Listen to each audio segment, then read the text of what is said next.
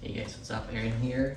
And for today's video, dumating na yung inantay natin ng 2 weeks kasi naka-pre-order po siya dahil nagkakaubusan ng stocks. Pakita ko sa inyo kung ano tong trending na to. Kung sino-sino na ang nag-endorse na to. Marami na ring sellers. Okay? So we have freebies. Ano to? Perfume. Time mask. Selu. And ito na siya guys. Ayan.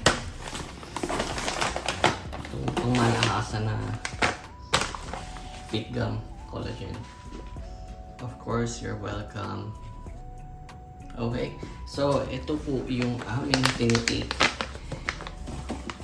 para sa aming weight loss management program. Ito. Ganito yung ano niya, packaging niya. Pansin nyo, matte finish. Ayan, hindi siya yung hitab. Matte yan. Alright, so legit po yung ating nabilhan na store. Ito po yung link niya. Nandito. Yan, link na yan. So, kung bibili kayo nitong fit gum, legit seller po ito. Okay? Ayan siya guys. Sealable yung kanyang packaging. And inside, meron po tayo 10 sachets. Alright, so mura to. Lumalabas lang na nasa almost 20 pesos each sachet.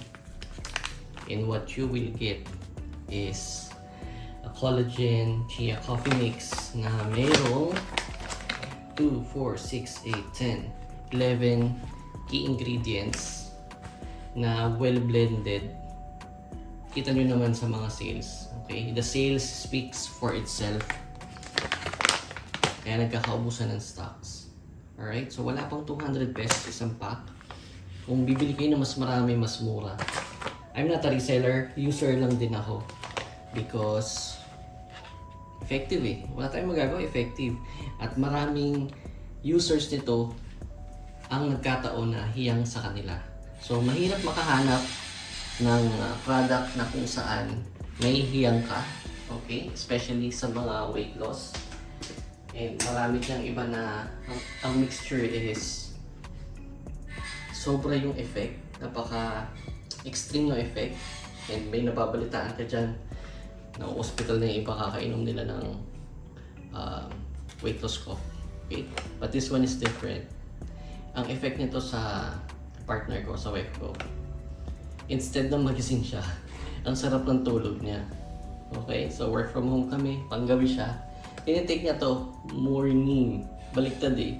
Walang sipa yung caffeine nito sa katawan niya eh. Hindi siya nagigising. Pampatulog niya to, baliktad. Sa akin naman, nagigising ako dito. Alright? This is Garcinia Cambogia. Yan po yung ingredient na nagtitrigger to burn fats. Tapos sasamahan mo pa nitong chia seeds. Okay? Iibabaw yan. Pag tinimpla mo yung coffee, iibabaw yung chia seeds. Yun. Pag natake mo yun, it will also help the absorption of fats sa ating body. Alright?